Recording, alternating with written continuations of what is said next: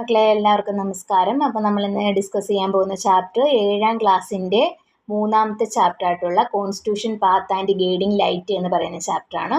അപ്പോൾ ഈ chapter start ചെയ്യുമ്പോൾ നമുക്ക് ആദ്യം കാണാനായിട്ട് പറ്റുന്നത് ഗാന്ധിജിയുടെ യങ് ഇന്ത്യയിൽ പറഞ്ഞിട്ടുള്ള കുറച്ച് കാര്യങ്ങളാണ്. അപ്പോൾ അതിനകത്ത് എന്തൊക്കെ കാര്യങ്ങളാണ് ഡിസ്കസ് ചെയ്യുന്നതെന്ന് നമുക്ക് നോക്കാം.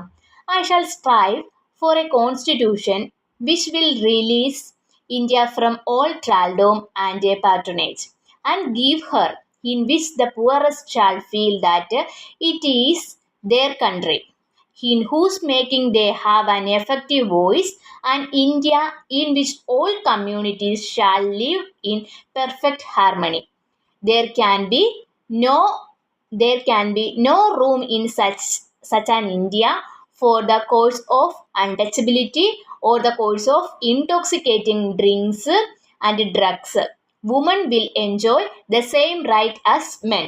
അപ്പോൾ ഇതിനകത്ത് ഗാന്ധിജി പറയുന്നതെന്ന് വെച്ചാൽ എങ്ങനെയുള്ളൊരു കോൺസ്റ്റിറ്റ്യൂഷനാണ് അദ്ദേഹം മുന്നിൽ കാണുന്നത്, അല്ലെങ്കിൽ എങ്ങനെയുള്ളൊരു കോൺസ്റ്റിറ്റ്യൂഷന് വേണ്ടിയിട്ടാണ് അദ്ദേഹം ആഗ്രഹിക്കുന്നത്. അപ്പോൾ ഇന്ത്യയിൽ ഒരുപാട് തരത്തിലുള്ള പ്രതിസന്ധികളും കാര്യങ്ങളും ഒക്കെ ഉണ്ട്. അതിൽ നിന്നാണ് എന്ത് ചെയ്യുന്നത്, ഇന്ത്യ ഫ്രീഡം എന്ന് പറയുന്ന ഒന്നിലേക്ക് എത്തിപ്പെടുന്നത്. അപ്പോൾ ഈ ഫ്രീഡം നേടിയതിനു ശേഷം, അല്ലെങ്കിൽ ഇന്ത്യക്ക് സ്വാതന്ത്ര്യം കിട്ടിയതിനു ശേഷം ഇന്ത്യക്കായിട്ടൊരു കോൺസ്റ്റിറ്റ്യൂഷൻ വരുമ്പോൾ ആ കോൺസ്റ്റിറ്റ്യൂഷൻ എന്ന് പറയുന്നത് എങ്ങനെയുള്ളതായിരിക്കണം എന്നാണ് പറയുന്നത്. Poorest shall feel that it is their country. പാവപ്പെട്ടവർ വിചാരിക്കണം ഇത് നമ്മുടെ രാജ്യമാണ്, അല്ലെങ്കിൽ പാവപ്പെട്ടവന് നമ്മുടെ രാജ്യം മേക്ക് ചെയ്യുന്നതിൽ whose making they have an effective voice. പാവപ്പെട്ടവർക്ക് നമ്മുടെ രാജ്യത്തെ ബിൽഡ് ചെയ്യുന്നതിനകത്ത് ഒരു വോയിസ് ഉണ്ടായിരിക്കണമെന്ന് ഗാന്ധിജി ഇതിലൂടെ പറയുന്നുണ്ട്. അതുപോലെ തന്നെ എന്ത് പറയുന്നുണ്ട്, അവർക്ക് എന്ത് ഫീൽ ചെയ്യണമെന്നാണ് പറയുന്നത്, India which all communities shall leave perfect harmony. അപ്പോൾ ഇവിടെ അവർക്ക് നല്ലൊരു എഫക്റ്റീവ് ആയിട്ടുള്ളൊരു വോയിസ് ഉണ്ടായിരിക്കണം. അതുപോലെ തന്നെ എല്ലാ കമ്മ്യൂണിറ്റീസും നല്ല സന്തോഷത്തോടു കൂടി നല്ല ഹാർമോണിയസ് ആയിട്ടുള്ളൊരു ലൈഫ് ലീഡ് ചെയ്യാൻ എല്ലാവർക്കും കഴിയണമെന്ന് പറയുന്നുണ്ട്. അതുപോലെ തന്നെ ഒരു അൺടച്ചബിലിറ്റിയുടെയോ അല്ലെങ്കിൽ ഇൻടോക്സിക്കൻ്റ് ആയിട്ടുള്ള ഡ്രിങ്ക്സിൻ്റെയോ ഡ്രഗ്സിൻ്റെയോ ഒന്നും യാതൊരു തരത്തിലുള്ള ശാപമൊന്നും ഇല്ലാത്ത ഒരു ഇന്ത്യ ആയിരിക്കണം ഇന്ത്യ. അതുപോലെ തന്നെ സ്ത്രീകൾക്ക് എൻജോയ് ചെയ്യാൻ പറ്റണം. Same right as men. പുരുഷന്മാർ എൻജോയ് ചെയ്യുന്ന അതേപോലെയുള്ള ഫ്രീഡവും അതുപോലെയുള്ള അവകാശങ്ങളും കാര്യങ്ങളും എല്ലാം സ്ത്രീകൾക്കും എൻജോയ് ചെയ്യാനായിട്ട് സാധിക്കണം. അങ്ങനെയുള്ള കാര്യമാണ് മഹാത്മാഗാന്ധി യങ് ഇന്ത്യയിൽ പറഞ്ഞിട്ടുള്ളത്, നമ്മുടെ ഇവിടെ കൊടുത്തിട്ടുള്ളത്. നോക്കിക്കേ, ഇനി നമുക്ക് തൊട്ട് താഴെയായിട്ട് എന്താ പറയുന്നതെന്നുള്ളത് നോക്കാം. നോക്കിക്കേ, ഇവിടെ was it after independence that we started thinking about A constitution. അപ്പോൾ നമ്മൾ ഇവിടെ ചോദിച്ചിരിക്കുന്നത് നമുക്ക് കോൺസ്റ്റിറ്റ്യൂഷൻ എന്ന് പറയുന്ന ഒരു ആശയം നമ്മുടെ ഇൻഡിപെൻഡൻസിന് ശേഷമാണോ അങ്ങനെ ഒരു കാര്യത്തെക്കുറിച്ച് ചിന്തിക്കുന്നത്? ആണോ? അല്ല, ഇൻഡിപെൻഡൻസിന് മുമ്പ് തന്നെ കോൺസ്റ്റിറ്റ്യൂഷൻ എന്ന് പറയുന്ന ഒരു ആശയത്തെക്കുറിച്ച് നമ്മൾ ചിന്തിച്ചിട്ടുണ്ടായിരുന്നു. ഇനി നോക്കിക്കേ, what ideas did Gandhiji wish to have in the future constitution of India. അപ്പം നമ്മുടെ ഫ്യൂച്ചർ കോൺസ്റ്റിറ്റ്യൂഷനകത്ത്, അല്ലെങ്കിൽ നമുക്ക് വരാനിരിക്കുന്ന ഒരു കോൺസ്റ്റിറ്റ്യൂഷനകത്ത് എന്തെല്ലാം ഐഡിയാസ് വേണം എന്നാണ് ഗാന്ധിജി വിചാരിച്ചിരുന്നത്, അല്ലെങ്കിൽ ഗാന്ധിജിയുടെ ഐഡിയാസ് എന്തൊക്കെയായിരുന്നു? ഇവിടെ 2-3-4 ആശയങ്ങൾ കൊടുത്തിട്ടുണ്ട്. ഒന്ന്, സോവർണിറ്റിയുടെ കാര്യം പറഞ്ഞിട്ടുണ്ട്. സോവർണിറ്റി എന്ന് വെച്ചാൽ പരമാധികാരം എന്ന് പറയുന്ന ഒരു ആശയത്തെ നമ്മുടെ കോൺസ്റ്റിറ്റ്യൂഷനകത്ത് ഉൾപ്പെടുത്തണമെന്ന് ഗാന്ധിജി വിചാരിച്ചിട്ടുണ്ടായിരുന്നു. അതുപോലെ തന്നെ ഇക്വാലിറ്റി, തുല്യത എന്ന് പറയുന്ന ആശയത്തെ ഉൾക്കൊള്ളിക്കണമെന്ന് വിചാരിച്ചു. അതുപോലെ ഫെർട്ടേണിറ്റി, സാഹോദര്യം, ജെൻഡർ ജസ്റ്റിസ്, ലിംഗനീതി എന്നിങ്ങനെയുള്ള ആശയങ്ങളെ നമ്മുടെ കോൺസ്റ്റിറ്റ്യൂഷനകത്ത് ഉൾക്കൊള്ളിക്കണമെന്ന് ഗാന്ധിജി വിചാരിച്ചിട്ടുണ്ടായിരുന്നു. ഇത് കൂടാതെ ഇത് കൂടാതെ എന്തെല്ലാം ആശയങ്ങൾ നമുക്ക് എഴുതി ചേർക്കാനായിട്ട് പറ്റും? വേണമെങ്കിൽ നമുക്ക് ലിബർട്ടി എഴുതി ചേർക്കാം, അല്ലേ? സ്വാതന്ത്ര്യം, എല്ലാവർക്കും സ്വാതന്ത്ര്യമുള്ള ഒരു കോൺസ്റ്റിറ്റ്യൂഷൻ ആയിരിക്കണമെന്ന് ഒരു ഐഡിയ ഉണ്ടായിരുന്നു എന്ന് എഴുതാം. അതുപോലെ തന്നെ ബ്രദർഹുഡ് വേണമെങ്കിൽ എഴുതാം, സെക്യുലാരിസം വേണമെങ്കിൽ എഴുതാം. അപ്പം അങ്ങനെയുള്ള പോയിന്റുകളൊക്കെ നിങ്ങൾ അവിടെ എഴുതി അത് ഫില്ല് ചെയ്യേണ്ടതാണ്. അപ്പം നോക്കിക്കേ, ഇവിടെ എന്തൊക്കെ കാര്യങ്ങളാണ് പറയുന്നതെന്ന് നോക്കാം. Constitution the dream of freedom fighters. അപ്പോൾ സ്വാതന്ത്ര്യ സമര സേനാനികളുടെ ഒരു ഡ്രീം ആയിരുന്നു ഏതെന്ന് പറയുന്നത്? കോൺസ്റ്റിറ്റ്യൂഷൻ എന്ന് പറയുന്നത്, അല്ലെങ്കിൽ എന്താണ് നമ്മുടെ ഭരണഘടന എന്ന് പറയുന്നത്. അപ്പോൾ ഇതിൽ എന്തൊക്കെ കാര്യങ്ങൾ പറയുന്നു ശ്രദ്ധിച്ചേ. The first war of independence in 1857, 1857 the first war of independence നടക്കുന്നത്. അപ്പോൾ അത് അണ്ടർലൈൻ ചെയ്തിട്ട് നമ്മൾ പഠിക്കേണ്ട പരീക്ഷയ്ക്ക് ചോദിക്കുന്നതാണ്. Was the first mass movement against the British rule. അപ്പോൾ ബ്രിട്ടീഷുകാർക്കെതിരെ ഇന്ത്യയിൽ നടന്നിട്ടുള്ള ഫസ്റ്റ് മാസ് മൂവ്മെന്റ് ആണ് ഏതെന്ന് പറയുന്നത് the first war of independence, അല്ലെങ്കിൽ 1857 ഒന്നാം സ്വാതന്ത്ര്യ സമരം എന്ന് പറയുന്നത് ബ്രിട്ടീഷുകാർക്കെതിരെ നടന്നിട്ടുള്ള ആദ്യത്തെ സംഘടിത കലാപമാണ്, അല്ലെങ്കിൽ എന്താണ് ആദ്യത്തെ മാസ് മൂവ്മെന്റ്. എല്ലാ ജനങ്ങളും കൂടെ ഒന്നിച്ചു ചേർന്ന് നടത്തിയ ആദ്യത്തെ ഒരു മൂവ്മെന്റ് ആണെന്നാണ് പറയുന്നത്. ഇതിൽ ആരൊക്കെ പങ്കെടുത്തു? Soldiers, tribals, king, feudal lords, peasants and many other groups participated in the struggle. അപ്പോൾ ഈ ഒരു സ്ട്രഗിളിനകത്ത് ഒരുപാട് സോൾജിയേഴ്സ്, സൈനികർ, അതുപോലെ തന്നെ ഒരുപാട് ഗോത്രങ്ങളിൽപ്പെട്ട ഗോത്രവർഗ്ഗക്കാർ പങ്കെടുത്തു, ട്രൈബൽസ് പങ്കെടുത്തു, രാജാക്കന്മാർ, കിങ്സ് പങ്കെടുത്തു, ഫ്യൂഡൽ ലോർഡ്സ്, പ്രഭുക്കന്മാർ പങ്കെടുത്തു, അതുപോലെ പെസൻസ് പങ്കെടുത്തു, കർഷകർ പങ്കെടുത്തു, അതുപോലെ ഒരുപാട് ഗ്രൂപ്പിൽപ്പെട്ട ആളുകളെല്ലാം ഈ ഒരു സ്ട്രഗിളിൽ പങ്കെടുത്തിട്ടുണ്ടായിരുന്നു. The movement helped the people to develop a sense of nationalism. അപ്പോൾ എന്താണ് ഈ ഒരു മൂവ്മെന്റ് ജനങ്ങൾക്കിടയിൽ എന്ത് ഡെവലപ്പ് ചെയ്യാനായിട്ട് സാധിച്ചു എന്നാണ് പറയുന്നത്? to develop the sense of nationalism based on religious harmony. അപ്പോൾ ഇത് ജനങ്ങൾക്കിടയിൽ എന്ത് ചെയ്തു? ഒരു ദേശീയ ബോധം വളർന്നു വരുന്നതിന് സഹായകരമായി. എന്തിലൂടെയാണ്? റിലീജിയസ് ഹാർമണി, മതപരമായ സൗഹൃദത്തിലൂടെ ജനങ്ങൾക്കിടയിൽ എന്താണ് ഒരു സെൻസ് ഓഫ് നാഷണലിസം, അല്ലെങ്കിൽ ദേശീയത എന്ന് പറയുന്ന ഒരു ആശയം ഉയർന്നു വരുന്നതിന് 1857 ഫസ്റ്റ് വാർ ഓഫ് ഇൻഡിപെൻഡൻസിന്റെ ഫലമായി സാധിച്ചിട്ടുണ്ട് എന്നാണ് ഇവിടെ കൊടുത്തിട്ടുള്ളത്.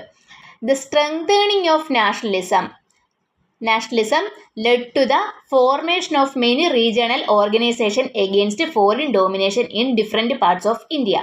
അതായത് എന്താണ് നാഷണലിസത്തിന്റെ സ്ട്രെങ്ത്, അല്ലെങ്കിൽ അതിൻ്റെ ഒരു വളർച്ച എന്ന് പറയുന്നത് ഒരുപാട് റീജിയണൽ ഓർഗനൈസേഷൻസ്, പ്രാദേശിക സംഘടനകൾ രൂപപ്പെട്ടു വരുന്നതിന് കാരണമായി, ഒരുപാട് റീജിയണൽ ഓർഗനൈസേഷൻസ് ഫോം ചെയ്യുന്നതിന് കാരണമായി എന്നാ പറയുന്നത്. എന്തിന് എഗെയിൻസ്റ്റ് ആയിട്ടാണ്? Against foreign domination. അപ്പോൾ ഫോറിൻ ഡോമിനേഷൻ എഗെയിൻസ്റ്റ് ആയിട്ട് ഒരുപാട് റീജിയണൽ ഓർഗനൈസേഷനൊക്കെ ഫോം ചെയ്തു വരുന്നതിനെല്ലാം എന്ത് കാരണമായി? 1857 ഫസ്റ്റ് വാർ ഓഫ് ഇൻഡിപെൻഡൻസ് കാരണമായി എന്നാ പറയുന്നത്. അതിൻ്റെ കുറച്ച് എക്സാമ്പിൾ ഇവിടെ കൊടുത്തിട്ടുണ്ട്, അണ്ടർലൈൻ ചെയ്തിട്ട് പഠിക്കണം. Indian association, Madras native association and Pune Sarvajanik സഭ ആർ സം എക്സാമ്പിൾ. അപ്പോൾ അത് അണ്ടർലൈൻ ചെയ്തിട്ട് അതുപോലെ തന്നെ പഠിക്കണം. ഏതൊക്കെയാണ്?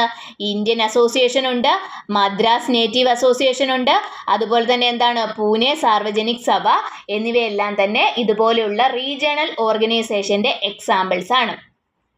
as distinct from such organizations of a regional nature.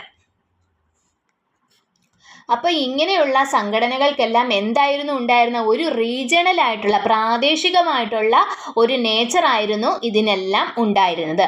ഈ national organisation emerged in 1885. Underline ചെയ്തിട്ട് പഠിക്കണം. 1885 എന്തോ സംഭവിച്ചു?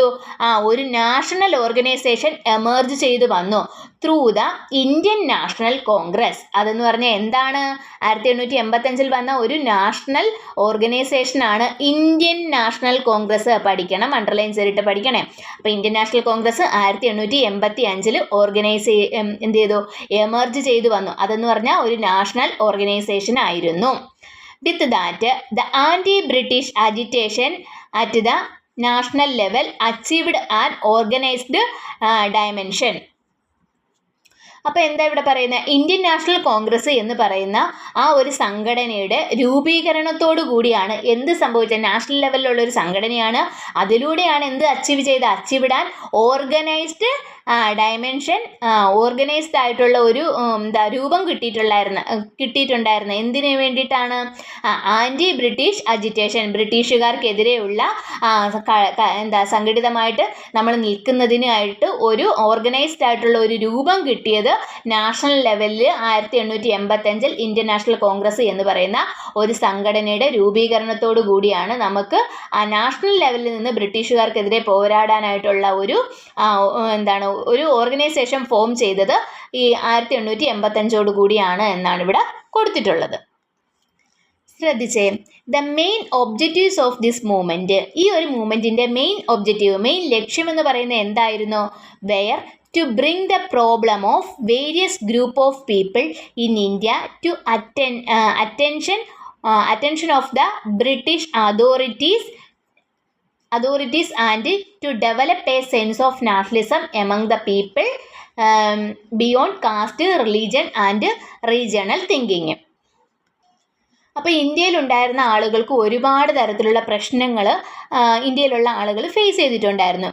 എന്താണ്? Problems of various groups of people in ഇന്ത്യയിലുണ്ടായിരുന്ന ആളുകൾ ഒരുപാട് തരത്തിലുള്ള പ്രശ്നങ്ങൾ ഫേസ് ചെയ്തിട്ടുണ്ടായിരുന്നു. ഈ പ്രശ്നങ്ങളെയെല്ലാം ബ്രിട്ടീഷ് അതോറിറ്റിയുടെ ശ്രദ്ധയിൽപ്പെടുത്തുന്നതിന് വേണ്ടിയിട്ട് എന്ത് ചെയ്തു? ഈ ഒരു സംഘടനയുടെ ഫലമായിട്ട് സാധിച്ചിട്ടുണ്ട്. അതുപോലെ തന്നെ ഇവിടെ എന്തിൻ്റെയൊക്കെ beyond caste, religion and regional thinking. അപ്പോൾ ജനങ്ങൾക്കിടയിൽ ഒരു ജാതിയുടെ അടിസ്ഥാനത്തിലോ അല്ലെങ്കിൽ മതത്തിൻ്റെ അടിസ്ഥാനത്തിലോ അല്ലെങ്കിൽ റീജിയണൽ ആയിട്ടുള്ള കാര്യങ്ങളുടെയൊക്കെ അടിസ്ഥാനത്തിലൊന്നും അല്ലാതെ ജനങ്ങൾക്കിടയിൽ ഒരു നാഷണലിസം എന്ന് പറയുന്ന ഒരു ഫീലിംഗ് വളർത്തിയെടുക്കുന്നതിനും എല്ലാം നമ്മുടെ 1885 രൂപം കൊണ്ടിട്ടുള്ള ഇന്ത്യൻ നാഷണൽ കോൺഗ്രസിലൂടെ സാധിച്ചിട്ടുണ്ട് എന്നാണ് ഇവിടെ കൊടുത്തിട്ടുള്ളത്. മനസ്സിലായോ? അതുപോലെ തന്നെ ഇനി ഇവിടെ പറയുന്നത് നോക്കിക്കേ, the main objectives of the freedom struggle was not only to end foreign rule but also to ensure a better social and political life for every Indian.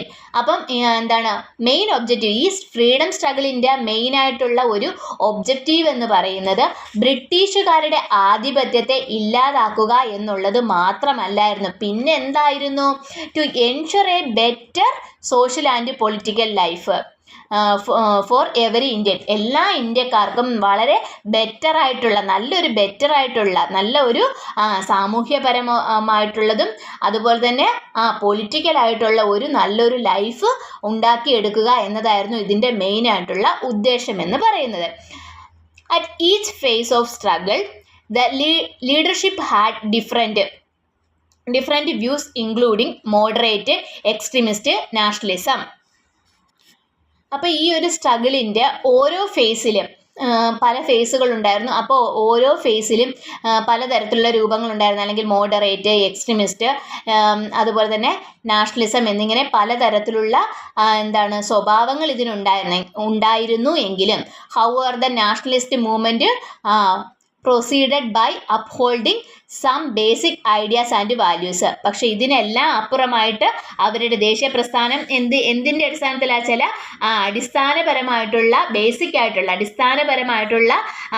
ആശയങ്ങളുടെയും അതുപോലെ തന്നെ ഐഡിയാസിൻ്റെയും അതുപോലെ തന്നെ വാല്യൂസിൻ്റെയും ബേസിലാണ് ഈ ദേശീയ പ്രസ്ഥാനം നിലനിന്നിട്ടുണ്ടായിരുന്നത് എന്നാണ് ഇവിടെ കൊടുത്തിട്ടുള്ളത്.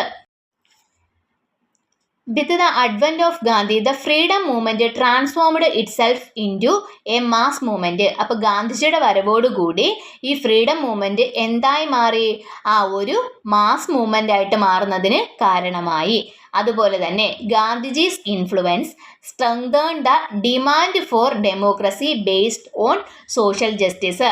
സാമൂഹ്യ നീതിയിൽ അധിഷ്ഠിതമായ ഒരു ഡെമോക്രസി എന്ന ആശയത്തെ സ്ട്രെങ്തേൺ ചെയ്യാനും ഗാന്ധിജിയുടെ വരവോടുകൂടി അല്ലെങ്കിൽ ഗാന്ധിജിയുടെ ഇൻഫ്ലുവൻസോടുകൂടി സാധിച്ചിട്ടുണ്ട്. The leaders wished that the ideas and values of freedom, equality based on social justice, brotherhood and religious harmony put forward by the national movement. അപ്പം നാഷണൽ മൂവ്മെൻറ്റിലൂടെ ഉയർത്തി കാണിച്ചിട്ടുള്ള എന്തെല്ലാം ആശയങ്ങൾ? Freedom, equality, social justice, brotherhood, religious harmony എന്നിവയൊക്കെയാണ് എന്തിന് കാരണമാകേണ്ടത്? Should be the foundation of our constitution, നമ്മുടെ കോൺസ്റ്റിറ്റ്യൂഷൻ്റെ അടിത്തറയാകേണ്ടത് എന്നാണ് നമ്മുടെ ഇവിടെ ഉണ്ടായിരുന്ന പറയുന്ന ലീഡേഴ്സ് വിശ്വസിച്ചിട്ടുണ്ടായിരുന്നത്. These views influence the framing of our constitution. ഈ ഐഡിയാസ് എല്ലാം നമ്മുടെ കോൺസ്റ്റിറ്റ്യൂഷനെ രൂപപ്പെടുത്തുന്നതിൽ ഒരുപാട് സഹായകരമായിട്ടുണ്ട് എന്നാണ് പറയുന്നത്. ഓക്കെ, അതുപോലെ തന്നെ observe the figure below and record your conclusion. അപ്പോൾ എന്താണ്, ഇവിടെ കുറച്ച് ഒരു പിക്ചർ കൊടുത്തിട്ടുണ്ട്. ആ ഒരു പിക്ചർ നോക്കി കഴിഞ്ഞിട്ട് നിങ്ങളുടെ കൺക്ലൂഷനിലോട്ട് എത്തിച്ചേരാനാണ് ഇവിടെ പറയുന്നത്. അപ്പോൾ ഇവിടെ എന്തെല്ലാം ആശയങ്ങളാണ് ഇവിടെ നോക്കിക്കേ. ഇവർ പറയുന്നത് റിലീജിയസ് ആയിട്ടുള്ള ഒരു ഹാർമണി ഉണ്ടായിരിക്കണമെന്ന് പറയുന്നുണ്ട്. Brotherhood, democracy, welfare state, justice, secularism, equality, freedom for all. അപ്പം ഇങ്ങനെയൊക്കെ ഒരുപാട് ആശയങ്ങളാണ് എന്ത് ചെയ്യുന്നത് അവർ മുന്നോട്ട് വെച്ചിട്ടുണ്ടായിരുന്നു. ഒരു കോൺസ്റ്റിറ്റ്യൂഷൻ വരുമ്പോൾ ഇത്തരത്തിലുള്ള ആശയങ്ങളെല്ലാം ആ കോൺസ്റ്റിറ്റ്യൂഷനകത്ത് ഉണ്ടായിരിക്കണമെന്നാണ് ഇവർ പറയുന്നത്. നോക്കിക്കേ, അപ്പോൾ എന്തെല്ലാം കൺക്ലൂഷനിലോട്ട് നമുക്ക് എത്തിച്ചേരാനായിട്ട് പറ്റും. Individual freedom should be give priority. അപ്പം ഇൻഡിവിജ്വൽസിൻ്റെ ഫ്രീഡത്തിന് പ്രാധാന്യം നൽകണം. ഇൻഡിവിജ്വൽ ഫ്രീഡം എന്ന് പറയുമ്പോൾ എല്ലാവർക്കും അറിയാം, വ്യക്തി സ്വാതന്ത്ര്യത്തിന് പ്രാധാന്യം നൽകണം. Civil rights must be ensured. Civil rights എന്ന് വെച്ചാൽ എന്താണ്, പൗരന്മാരുടെ അവകാശങ്ങൾക്ക് പൗരന്മാരുടെ അവകാശങ്ങളെ ഉറപ്പാക്കാനായിട്ട് സാധിക്കണം. ഓൾ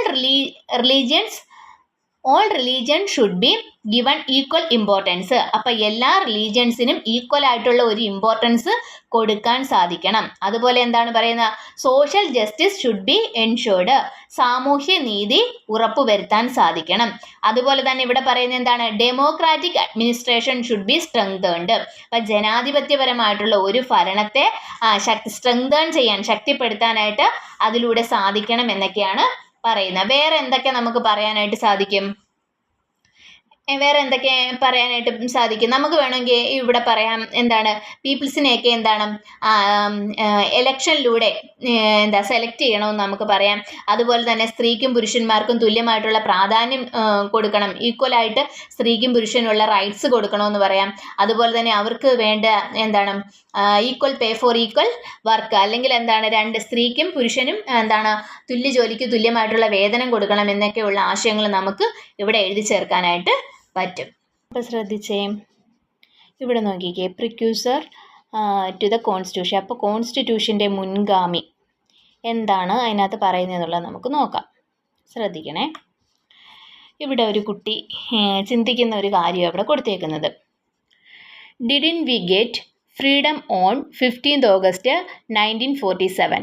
1947 ഓഗസ്റ്റ് 15 നമുക്ക് സ്വാതന്ത്ര്യം കിട്ടിയെന്ന് കുട്ടി ചോദിക്കുകയാണ്. But the constitution came into force on 26 January 1950. അപ്പോൾ 1950 ജനുവരി 26 പക്ഷേ കോൺസ്റ്റിറ്റ്യൂഷൻ വരുന്നത്. അപ്പോൾ അതിനൊരു കൺഫ്യൂഷൻ വന്നു. കുട്ടി എന്തോ അവിടെ ചിന്തിക്കുന്നത്. Then what was India's constitution and law for 2.5 years after independence. അപ്പോൾ സ്വാതന്ത്ര്യം കിട്ടി 2-2.5 വർഷത്തോളം ഇന്ത്യയുടെ എന്ത് നിയമത്തിൽ അടിസ്ഥാനപ്പെടുത്തിയിട്ടുള്ളതായിരുന്നു, അല്ലെങ്കിൽ അപ്പോൾ സ്വാതന്ത്ര്യം നേടി 2.5 വർഷത്തോളം ഈ കോൺസ്റ്റിറ്റ്യൂഷൻ ഇല്ലല്ലോ, അപ്പോൾ എന്തുമായിരിക്കും ഇന്ത്യയുടെ ഭരണം എന്നൊക്കെ ഉള്ളത് ആ കുട്ടി ഇങ്ങനെ ചിന്തിക്കുന്നതാണ് ഇവിടെ നമുക്ക് ഒരു പടത്തിൽ കാണാനായിട്ട് പറ്റുന്നത്. നോക്കിക്കേ, don't you have such A doubt. അപ്പോൾ ഇതുപോലെയുള്ള ഡൗട്ട് നിങ്ങൾക്കുണ്ടായിട്ടുണ്ടോ? ഇവിടെ ശ്രദ്ധിക്കണേ. What we followed was Government of India Act passed by British in 1935 until we become a republic. അപ്പോൾ നമ്മൾ റിപ്പബ്ലിക് ആവുന്നത് എന്ന 1950 ജനുവരി 26 അപ്പോൾ അപ്പുറത്ത് നമ്മൾ കണ്ടതാണ്. അപ്പം റിപ്പബ്ലിക് ആവുന്നത് വരെ നമ്മൾ ഫോളോ ചെയ്തിട്ടുണ്ടായിരുന്നത് 1935 ബ്രിട്ടീഷുകാർ പാസ്സാക്കിയ ഗവൺമെൻറ് ഓഫ് ഇന്ത്യ ആക്റ്റാണ് നമ്മൾ ഫോളോ ചെയ്തിട്ടുണ്ടായിരുന്നത്. ബ്രിട്ടീഷുകാർ പാസ് ചെയ്ത 1935 വന്നിട്ടുള്ള ഗവൺമെൻറ് ഓഫ് ഇന്ത്യ ആക്റ്റാണ് നമുക്കൊരു കോൺസ്റ്റിറ്റ്യൂഷൻ ഉണ്ടാകുന്ന വരെ നമ്മൾ ഫോളോ ചെയ്തിട്ടുണ്ടായിരുന്നത്. അപ്പോൾ ഈ ഗവൺമെൻറ് ഓഫ് ഇന്ത്യ ആക്ട് 1937 എന്നുള്ളത് പഠിക്കണം, കഴിഞ്ഞ തവണ പരീക്ഷയ്ക്ക് വന്നിട്ടുള്ളതാണ്. Many ideas and provisions of our constitution were taken from this act. ഈ ഒരു ആക്റ്റിൽ നിന്ന് നമ്മുടെ കോൺസ്റ്റിറ്റ്യൂഷന് വേണ്ടിയിട്ടുള്ള ഒരുപാട് ആശയങ്ങൾ നമ്മൾ എന്ത് ചെയ്തിട്ടുണ്ട്, കടമെടുത്തിട്ടുണ്ട്. അപ്പോൾ ഈ ഒരു ആക്ട് 1935 പാസ് ചെയ്ത ഈ ഒരു ആക്റ്റിൽ നിന്ന് നമ്മുടെ കോൺസ്റ്റിറ്റ്യൂഷന് വേണ്ടിയിട്ടുള്ള ഒരുപാട് ഐഡിയാസും പ്രൊവിഷൻസും ഒക്കെ എന്ത് ചെയ്തിട്ടുണ്ട്, നമ്മൾ കടമെടുത്തിട്ടുണ്ട് എന്നാണ് പറയുന്നത്. Okay, our constitution came into force on 26 January 1950. 1950 ജനുവരി 26-നാണ് നമ്മുടെ ഭരണഘടന നിലവിൽ വന്നിട്ടുള്ളത്. അപ്പോൾ ആ ഒരു ഡേറ്റും നമ്മൾ പഠിക്കണം കേട്ടോ. അപ്പോൾ 1950 ജനുവരി 26-നാണ് നമ്മുടെ ഭരണഘടന നിലവിൽ വന്നിട്ടുള്ളത്. റീപ്ലേസിങ് ദിസ് ആക്ട്, ഈ ഒരു ആക്ടിനെ റീപ്ലേസ് ചെയ്തുകൊണ്ട് നമ്മുടെ ഭരണഘടന 1950 ജനുവരി 26-ന് നിലവിൽ വന്നു.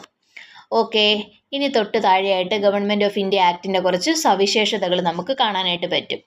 Find out the features of government of India act 1937 by observing the figure below. അപ്പോൾ ഈ ഒരു ഫിഗറിൽ നിന്ന് നമുക്ക് ഗവൺമെൻറ് ഓഫ് ഇന്ത്യ ആക്ടിൻ്റെ കുറച്ച് സവിശേഷതകൾ കാണാനായിട്ട് പറ്റും. ശ്രദ്ധിക്കണേ, ഇവിടെ എന്താണ് bicameral legislature in 6 province.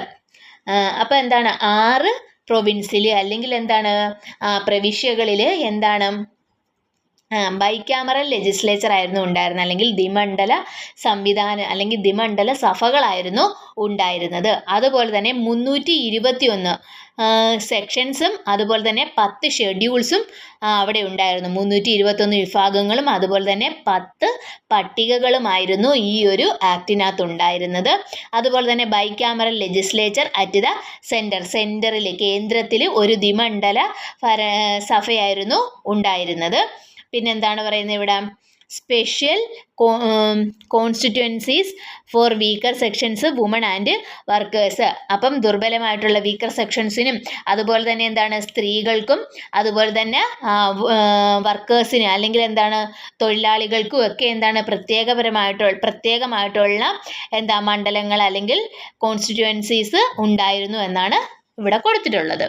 Okay, ഒരു പ്രത്യേകതയും കൂടെ ഉണ്ട്. അതെന്താണ് power divided between the centre and the province. പവറിനെ അധികാരത്തെ എന്താണ് കേന്ദ്രത്തിലേക്ക് സെൻറ്ററിലേക്കും അതുപോലെ തന്നെ പ്രൊവിൻസിലേക്കും അല്ലെങ്കിൽ എന്താ പ്രവിശ്യകളിലേക്കും എന്ത് ചെയ്തു ഡിവൈഡ് ചെയ്ത് കൊടുത്തിരുന്നു അല്ലെങ്കിൽ വിഭജിച്ച് കൊടുത്തിട്ടുണ്ടായിരുന്നു എന്നാണ് ഇവിടെ കൊടുത്തിട്ടുള്ളത്.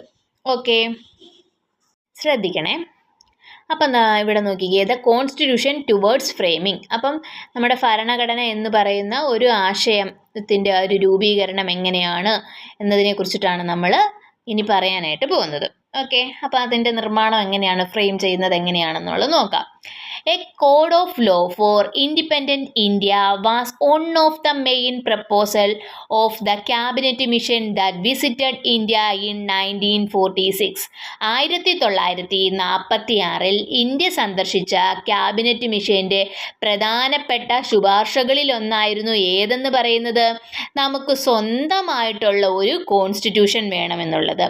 To discuss the transfer of power. അപ്പം ഈ പവർ അതുവരെ ബ്രിട്ടീഷുകാരുടെ കൈകളിലായിരുന്നു നമ്മുടെ രാജ്യം എന്ന് പറയുന്നത്. അപ്പം നമ്മുടെ ഇന്ത്യക്ക് സ്വാതന്ത്ര്യം കിട്ടുന്ന ആ ഒരു സമയത്ത് ഇവിടേക്ക് വന്നിട്ടുള്ള ക്യാബിനറ്റ് മിഷൻ്റെ പ്രധാനപ്പെട്ട ഒരു അജണ്ട അല്ലെങ്കിൽ എന്താ പ്രധാനപ്പെട്ട ഒരു പ്രപ്പോസൽ ആയിരുന്നു നമുക്ക് ഒരു കോൺസ്റ്റിറ്റ്യൂഷൻ വേണമെന്നുള്ള ആശയം. The constituent assembly was formed with this objective. ഈ ഒരു ലക്ഷ്യം മുൻനിർത്തിക്കൊണ്ടാണ് നമ്മുടെ കോൺസ്റ്റിറ്റ്യൂവൻ്റ് അസംബ്ലി രൂപീകരിക്കുന്നത് അല്ലെങ്കിൽ എന്താണ് ഭരണഘടനാ നിർമ്മാണ സഭ രൂപീകരിക്കുന്നത്. ഓക്കെ, ശ്രദ്ധിക്കണേ. ഇവിടെ വേണ്ട കോൺസ്റ്റിറ്റ്യൂവൻ്റ് അസംബ്ലിയുടെ കുറച്ച് ഫീച്ചേഴ്സ് ഇവിടെ കൊടുത്തിട്ടുണ്ട്. അപ്പോൾ അത് നമ്മളൊന്ന് ശ്രദ്ധിക്കണം, പരീക്ഷയ്ക്ക് ചോദിക്കുന്നതാണ്. കോൺസ്റ്റിറ്റ്യൂവൻ്റ് അസംബ്ലി അല്ലെങ്കിൽ ഭരണഘടനാ നിർമ്മാണ സഭ അതിൻ്റെ കീ ഫീച്ചേഴ്സ് എന്തൊക്കെയാണെന്നുള്ളത് നോക്കാം. ഓക്കെ, കോൺസ്റ്റിറ്റ്യൂവൻ്റ് അസംബ്ലി കീ ഫീച്ചേഴ്സ് ഇത് അതുപോലെ തന്നെ പഠിച്ചു വച്ചേക്കണം. ഫ്രെയിമിംഗ് പീരീഡ് അല്ലെങ്കിൽ ഇത് നമ്മുടെ കോൺസ്റ്റിറ്റ്യൂഷൻ എന്ന് പറയുന്ന നമ്മുടെ ഭരണഘടന രൂപീകരിക്കാൻ എടുത്ത സമയം എന്ന് പറയുന്നത് എത്രയായിരുന്നു? 2 years 11 months ആൻഡ് 17 days. 2 വർഷവും 11 മാസവും 17 ദിവസവും കൊണ്ടാണ് നമ്മുടെ ഭരണഘടന എന്ത് ചെയ്തത് എഴുതി തയ്യാറാക്കിയിട്ടുള്ള അല്ലെങ്കിൽ നിർമ്മിച്ചിട്ടുണ്ടായിരുന്നു എന്നാണ് ഇവിടെ കൊടുത്തിട്ടുള്ളത്. ഫസ്റ്റ് മീറ്റിംഗ് 9 December എന്താണ് 1946. ഫസ്റ്റ് മീറ്റിംഗ് ആദ്യത്തെ സമ്മേളനം 1946 ഡിസംബർ 9 നടക്കുന്നത്. ഓക്കെ, അടുത്ത നോക്കിക്കേ. The elected chairman doctor Rajendra Prasad. അപ്പം എലക്റ്റഡ് ആയിട്ടുള്ള ചെയർമാൻ അല്ലെങ്കിൽ തിരഞ്ഞെടുക്കപ്പെട്ട ചെയർമാൻ എന്ന് പറയുന്ന അധ്യക്ഷൻ എന്ന് പറയുന്ന ആരാണ്? ഡോക്ടർ രാജേന്ദ്ര പ്രസാദ് ആണ് എന്താണ് ഈ ഭരണഘടനാ നിർമ്മാണ സഭയുടെ തിരഞ്ഞെടുക്കപ്പെട്ട എലക്റ്റഡ് ചെയർമാൻ എന്ന് പറയുന്നത്. Okay, constitution adopted and signed on 26 November 1949.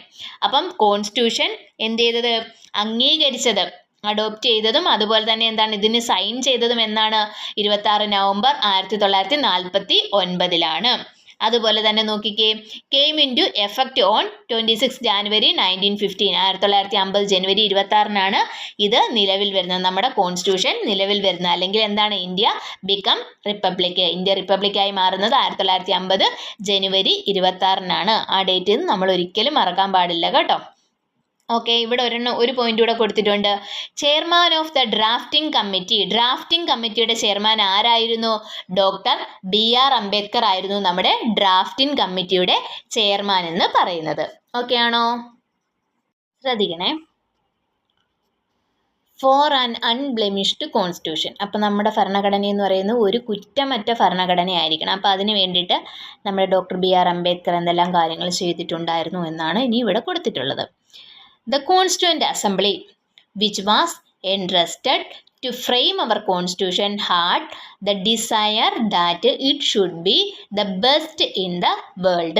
അപ്പം നമ്മുടെ ഭരണഘടനാ നിർമ്മാണ സഭ നമ്മുടെ ഭരണഘടന എഴുതി തയ്യാറാക്കാനായിട്ട് നിയോഗിച്ചു കഴിഞ്ഞപ്പോൾ അവരുടെ മെയിൻ ആയിട്ടുള്ള ഡിസയർ, ആഗ്രഹം എന്തായിരുന്നു? ഈ എഴുതി തയ്യാറാക്കുന്ന കോൺസ്റ്റിറ്റ്യൂഷൻ എന്ന് പറയുന്നത് എന്തായിരിക്കണം എന്നാണ് പറയുന്നത്? It should be the best in the world. ഈ ലോകത്തിലെ തന്നെ ഏറ്റവും മികച്ച ഒരു കോൺസ്റ്റിറ്റ്യൂഷൻ ആയിരിക്കണമെന്നാണ് അവരുടെ മനസ്സിലുണ്ടായിരുന്നത്. The chief architect of our constitution doctor BR Ambedkar made a detailed study of the constitution of about 60 countries. അപ്പം നമ്മുടെ ആർക്കിടെക്റ്റ് എന്ന് പറയുന്ന നമ്മുടെ ഭരണഘടനയുടെ ശില്പി എന്നറിയപ്പെടുന്ന നമ്മുടെ ഡോക്ടർ BR അംബേദ്കർ അതിനു വേണ്ടിയിട്ട് എന്തോ ചെയ്തിട്ടുണ്ടായിരുന്നു എന്നാണ് പറയുന്നത്. 60ഓളം രാജ്യങ്ങളുടെ ഭരണഘടനകൾ നല്ല ഡീറ്റെയിൽഡ് ആയിട്ട് വിശദമായിട്ട് പഠിക്കുകയുണ്ടായി. He intended to adopt the good aspect of other countries' constitution. എന്നിട്ട് ബാക്കിയുള്ള രാജ്യങ്ങളിൽ നിന്ന് നല്ല ഗുഡായിട്ടുള്ള ആസ്പെക്റ്റുകൾ അല്ലെങ്കിൽ നല്ല നല്ല ആശയങ്ങൾ അദ്ദേഹം എന്ത് ചെയ്തു, നമ്മുടെ ഭരണഘടനയിലേക്ക് കൊണ്ടുവരാൻ ശ്രമിച്ചിട്ടുണ്ട്. While adopting the ideas from foreign constitutions, due consideration was given to India's diversity, historical tradition and culture. അപ്പം മറ്റൊരു രാജ്യത്തിലെ നല്ല ആശയങ്ങൾ അതുപോലെ കടമെടുക്കുകയല്ല അദ്ദേഹം ചെയ്തിട്ടുള്ളത്. ഇന്ത്യയുടെ ഡൈവേഴ്സിറ്റി, അതായത് വൈവിധ്യങ്ങൾക്കും അതുപോലെ തന്നെ എന്താണ് ഹിസ്റ്റോറിക്കൽ ആയിട്ടുള്ള ട്രഡീഷനും കൾച്ചറിനും ഒക്കെ പരിഗണിച്ചുകൊണ്ട് അതിനെയൊക്കെ കൺസിഡർ ചെയ്തുകൊണ്ടാണ് അദ്ദേഹം ബാക്കിയുള്ള രാജ്യങ്ങളിൽ നിന്നുള്ള ആശയങ്ങളെ അല്ലെങ്കിൽ മറ്റുള്ള രാജ്യങ്ങളിൽ നിന്നുള്ള കോൺസ്റ്റിറ്റ്യൂഷനകത്തുള്ള ആശയങ്ങളെ നമ്മുടെ രാജ്യത്തിലേക്ക് കൊണ്ടുവരാനായിട്ട് ശ്രമിച്ചിട്ടുണ്ടായിരുന്നു എന്നാണ് ഇവിടെ കൊടുത്തിട്ടുള്ളത്.